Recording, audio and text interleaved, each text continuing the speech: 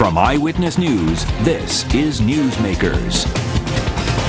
And so, my fellow Americans, ask not what your country can do for you, ask what you can do for your country. A lot has been written about President John F. Kennedy, but a new book looks to answer the question, what's he like? Author Chris Matthews digs up new information on the most scrutinized Kennedy, including what he says inspired the young president to come up with the famous Ask Not inaugural speech. Plus, never shy to share his political opinion, hear what the feisty cable news host has to say about the prospect of Newt Gingrich as the Republican nominee for president. Well, it's grotesque. Our guest this week on Newsmakers, author of Jack Kennedy, Elusive Hero, and host of MSNBC's Hardball, Chris Matthews. Good morning. Welcome to Newsmakers. I'm Tim White. Joining me on the panel, WPRI.com reporter Ted Nesi, and of course we welcome our guest, author of Jack Kennedy, Elusive Hero, and host of MSNBC's Hardball, Chris Matthews. Chris, thank you very much for joining us. Good morning, Tim. Congratulations on the book. Thank Excellent you. read, and I heard you had quite a turnout at Yeah, we had 500 people waiting in line over there at Barrington Books. They waited for, I think we started around 1, and we finished signing, I finished signing at 5. Wow. So some people waited 4 hours. And I heard you have more books to sign today. Yeah, I'm doing a bunch. We did a party last night, for Tides Family Services, the Christian Brothers operation for poor kids. And then we had another 150 there. And then I did another 150. I keep doing hundreds and hundreds of books, and it's a good deal. Hopefully each and every one of them is buying a book. Besides the fact that I wrote the book and my ego's involved in spending all these years writing it, I really want people to know this story. And I think America needs to have a hero of a kind who's a real hero. Well, let me ask you about that. And I think a real war hero, a real guy who really did serve his country, and a guy who really did come through when we needed him and got us through the Cold War without having a nuclear war. He did that. Which is... it's not legacy or legend. It actually happened. And I think young people today, your guys' age, I don't think you've had a hero in a while. And I think they ought to know that. People ought to go out and say, this country's capable of having great heroes like Franklin Roosevelt as president, Abraham Lincoln. Well, we had one in my time, Jack Kennedy. Was he the last hero, in your opinion, that we've had? Well, Reagan did some good things. I'm not going to knock Reagan. I always think the conservatives have a right to a hero. And I think that he was... very effective in recognizing Gorbachev and ending the Cold War, and I think he was a real American in the sense that he understood that you have to compromise and get things done. A lot of books have been written with John F. Kennedy as a subject of them. I found that you did break some new ground in this, most notable. Well, I'd hope so. The whole book is new, buddy. And let me tell you something. Books before were very interesting, but this is the book about him, the guy. I wanted to find Jack Kennedy, the guy. If you're in a room with him at midnight, having a drink with him, or smoking a cigar, there's little cigars in his, and you're thinking, I want to know what it was like to be with Jack Kennedy. What I went with this book with one purpose, to answer the question he wanted to answer. And the reason he said people read biographies, Jack Kennedy, what's he like? What's he like? And guys like Vicki Kennedy's dad have written me recently saying, I brought him back alive. I wanted to bring him back in the room with us again so we'd know what he was like again. Well, what did you learn? That's you admired JFK a long time. Well, a couple of things. First of all, the myth that he went into politics because his father told him to. What a nonsensical myth that is. Nobody becomes a politician because somebody tells him to. You don't get the bug from somebody giving it to you. You have to have it. From the time he was 14 years old, he had read Churchill's History of World War I. He read the New York Times every day in high school. He ran for student council. We all know those guys. They ran for student council every year. He ran first year, second year at Harvard. He was headed towards law school. Everything about him was a political life. By the way, what else would he have done? He was sick all the time. And he was, the other part about his sickness. That comes through over and over. Of a guy who, and Jackie got me on this with her commentary right after he was killed in that interview with Teddy White. In life. From the time he was really young, he was always sick. I think he had the record in the infirmary at Choate School. He had scarlet fever, asthma, but then he had, for a long time they thought he had leukemia. He had colitis. He had stomach problems like he could never solve his whole life. He had this knot in his stomach right to the end. He had the back problem from the time he was born practically. One leg was an inch shorter than the other. He barely got into the Navy. He cheated his way in the Navy, basically. David I. Walsh, the senator of Massachusetts, got him through. He was chairman of the Navy Committee. His back was made a lot worse after his boat was cut in half by the Japanese destroyer. He was walking, but even before that, he was walking around the ship with a sewing, looking for a needle and thread so he could fix his girdle. This thing that held his back, his corset held his back together. He had to sleep on a plywood sheet every night or a table. All his life, he couldn't really walk around normally. If you look at the old tapes, you can see it of him inability. And all the time, in fact, he once said, somebody said, could your life have been better? He said, I wish I had more good days. So more days than you can believe. 6 shots of Provocaine a day for his back at the end, just to be able to walk. He couldn't lean over and pick up a golf club. He couldn't, most of the time, walk up and down stairs. They had a cherry picker to put him on Air Force one time, and he kept most of this secret from people. He was a classic World War II guy who kept, didn't complain, didn't explain. That's not a secret he could have kept today. Not so well. Yeah. But I think, all these politicians whine today about how their lives are being invaded. If you're discreet and have a normal life, you can have a pretty good life in politics. Yeah, but it's a good life, politics, and that's why they fight to the end for these jobs. You think so? They Even tell today? how rough it is, right? Have you ever seen any of them quit? They don't Very quit. rarely, They love it. It's a great life. It is. They don't make $1 zillion. They make an okay income, but the most important thing is they love being politicians. It's a great life. You get to go vote in the Congress with a bunch of other guys that hang out and have friends, and you get to do things that are interesting. Yeah. You get to be something of a celebrity. I mean, but the important thing is you get to do something you think is important your whole life. Kennedy, his personality. Most jobs can be boring. Yes, this and is rough, true. and you have to put up with terrible bosses. Well, the politician's boss is the public. Tough. They can handle it. They wanted the job and they could do it. And a lot of them have the right personalities to do it, Do you think Obama has a tough life? I don't think so. Look at him. He's doing having a good time. Yeah, but you said he doesn't seem happy in that job. Well, he ought to be happier. But you did say he doesn't seem happy. I think he doesn't look happy enough for me. Because I think presidents ought to be happy guys. They're made the top guy in the United States. They ought to appreciate it. And she ought to appreciate it, too. Let's go back to no, it's really important. I think people... You're like hurting eel to interview, by the way. Let me tell you something. When you elect somebody president, they should appreciate it. Yeah. You pick them as the top person in the country. Just get a little giggle out of it once in a while. It's not like a burden. It's an okay job being president of the United States. Kennedy, his personality, you clearly admire him, but you made clear he could be cold, he could be compartmentalized, he had flaws. He had incredible detachment. I couldn't decide at times if I would have liked him. If people, you could tell these people were so devoted to him, but well, so Nixon loved him. How do you balance that? Everybody loved the guy. Yeah. Because people that don't need you are the most charming. They can enjoy your company, but they don't need you, and they're the most engaging people. I mean, let's think about the people fall in love with all the time. They're fey, they're detached, they don't need you. They're not sweaty. They're not sitting around worrying about whether you love them or not. They're the people you fall in love with, right? Yeah. Isn't that your experience? Sure. Okay. You brought up. I think love is always unequal too. I mean, Jackie was totally enthralled with Jack to the end, and Jack wasn't the most faithful guy in the world, and yet you could say that she was absolutely in love with him, and to the end. To the end. Look at. I came across a piece of tape of her racing after the gurney at Parkland Hospital in Dallas. It's out of Keats. It's poetic to see her chasing after this guy, and also the fact that she was the age that he was when he first laid eyes on her when he died. There was an age difference there, 12 years. And 36 and 24. She was a young woman, a girl almost. I mean, she was young when he died, and very young when they met. And he was this mature bachelor.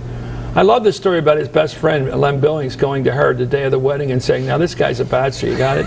He's not going to change. And then going back to Jack and say, I told her about you, and he said, good. I mean, she could have done before the wedding, by the way. Well, she said, well, she married a guy like her dad and a guy like his dad.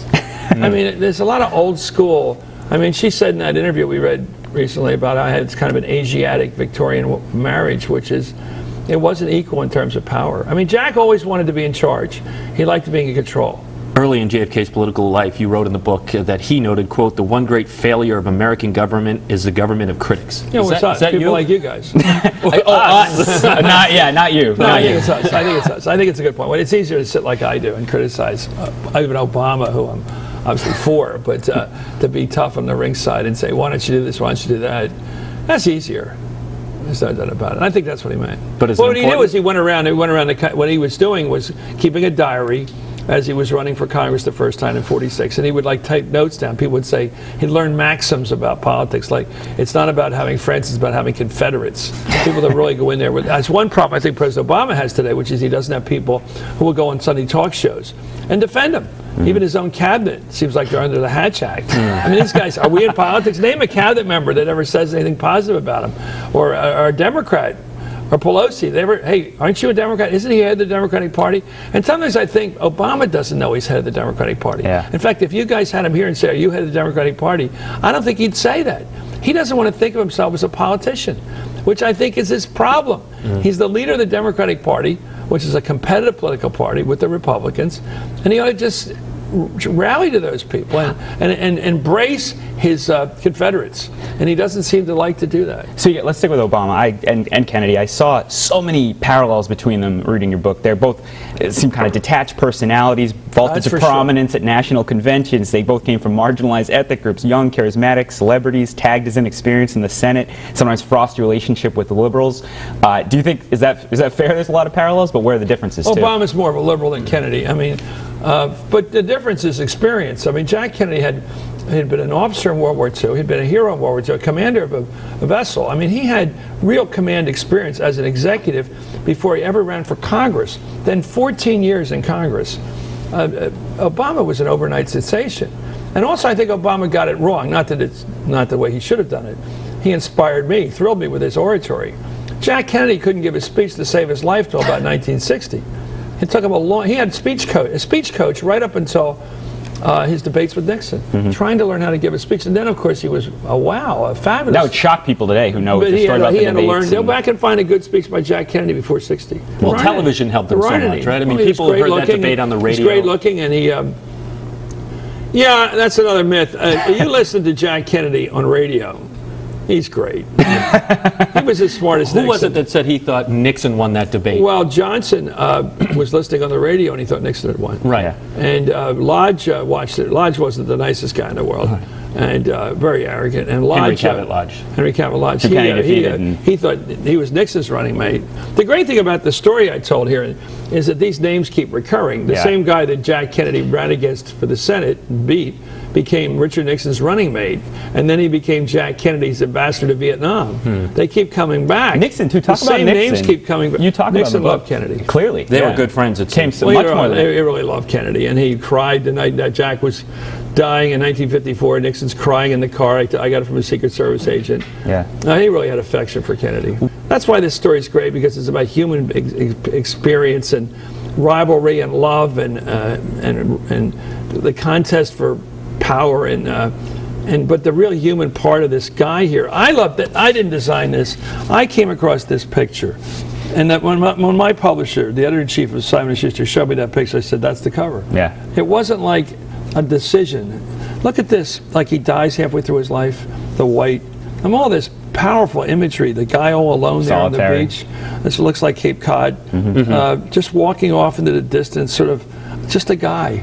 You know, very poetic, and I just said, that's it. Chris, I want to end the segment with this. In reading this book, you get a sense in JFK's calls for service to the country. It went beyond his inaugural speech, the Ask Not speech, which you uncovered in this, that came from his prep school years. It came from his headmaster, So, I'm just wondering...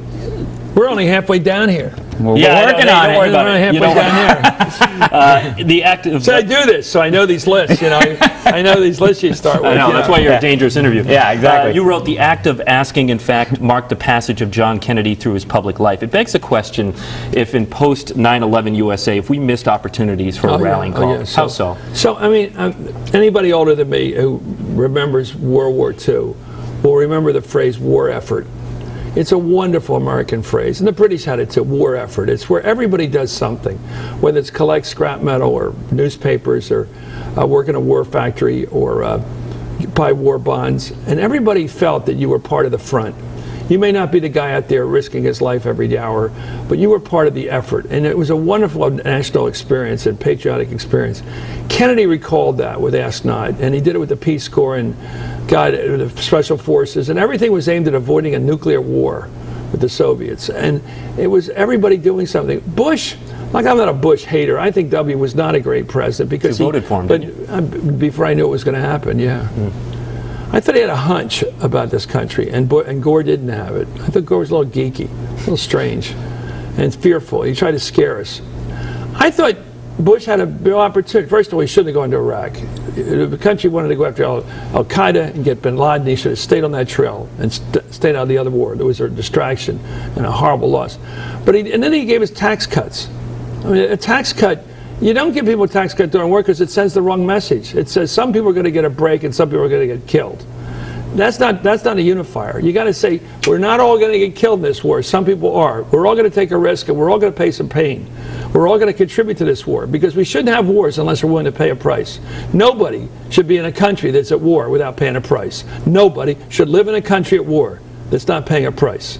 Because it's the only way to make the fella out front or the woman out front in some cases to know that we're behind them. You got to sacrifice. The idea of giving a tax cut to the rich in the middle of a war is indecent. It's grotesque. Now you're getting into my political views, but they're real. And we're going to want more about that. If you don't do that, you're not a leader. And what Kennedy did was make us all feel part of the same thing. We were a united country.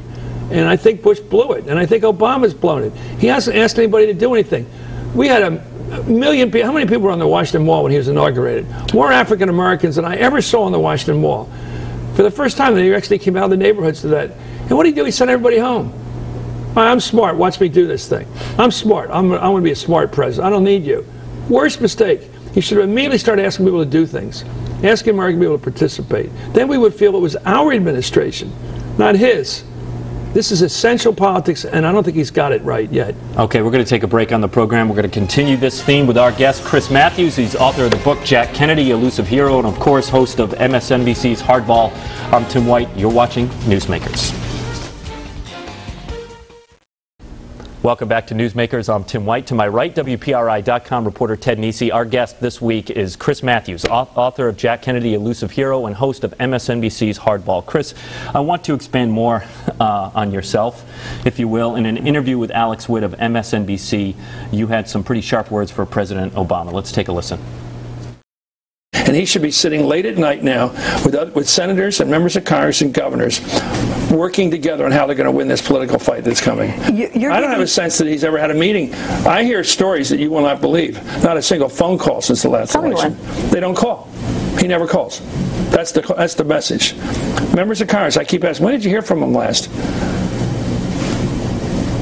Silence. He doesn't like their company.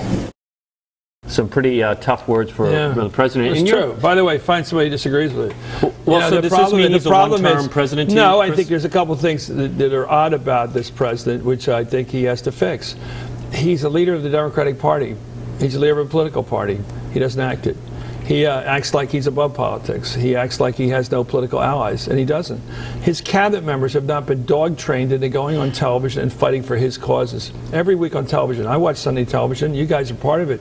I don't see any Democrats coming on television singing his praises or attacking the other side. The other side comes on every week, not just on Fox, but all the networks, and blasts this guy. And his own party acts like they're a bunch of individuals instead of part of his political party. It's not entirely their fault.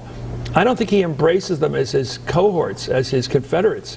He acts like he's apart from all this. And by the way, that's what happens. He looks like he's apart. Who do you think will be the Republican nominee? Newt's up in a Des Moines Register poll this morning. Right now, I'd say Newt. Really? And what do you think of that? Well, it's grotesque. I mean, I watched him as he rose to power and how he rose to power. Because you were working for Tip O'Neill when he was coming up, right? I was watching the way he came to power was basically assassinating people's character, calling people corrupt. Everybody was corrupt. Jim Wright was corrupt. The whole crowd. Anybody on the opposite side of the aisle from him is corrupt. And the Democratic Party is made up of traitors. I mean, go back and look what he did to get power. Well, he got it in the worst way, and I think he has an instinct for the juggler. He's an opportunist. He's very good at it. But I don't think he's a positive force. I think Romney is a neutral force that could be a good force, who tries to be an effective executive. But he doesn't have the moxie that Newt has. Newt is a tremendous opportunist. Here's where Newt is dangerous politically if you're on the other side. I'll go to this positive strengths. If you're in an hour-and-a-half debate, somewhere in that debate, 42 minutes in or 52 minutes in, he will hear the other guy say something, and he will jump on it. And he will be brilliant. He has a real mind. He doesn't have to be trained with talking points. He doesn't have to go in with a strategy. He will see the opportunity and he will leap and he will create that night debate in that moment. So if you're Obama, you may say you look forward to running against Newt with all his baggage rather than Mitt. But Mitt will be like one of these white boxers from England. You know, they got like one punch. And then, you know, those guys like Webner and those guys, they go, ugh. And he will throw that punch like, you've had your chance and you blew it, Mr. President. And all, you know, in all fairness. Then, you know, of course, Obama knows what that punch is going to be. And he will slam back at him. With Newt, he'll have a punch. He'll take the punch. Obama will come back with his punch. And then he'll have a better one. He will think of something. So Newt will be a very dangerous gladiator out there. And I think that's why the Republican activists want him, because they know that in the debate he'll be ferocious. And they're pretty confident, I should say, that Mitt Romney will not be ferocious in the debate. He'll be a gentleman, like Lieberman or Dick Cheney in a debate. Well, a gentleman sitting at a card table, blah, blah, blah, blah. But it won't be that ferocious shot. Newt's willing to take a lot of scar tissue to deliver a thunderous blow. He doesn't mind you hating him afterwards. He'll blow, and that's what I think. By the way, the Republican Party right now is so angry at Obama, so angry at conditions today, and they're fair enough. They want somebody who shares that ferocity. And I don't think Mitt has that ferocity. Let me ask you something. But you know what?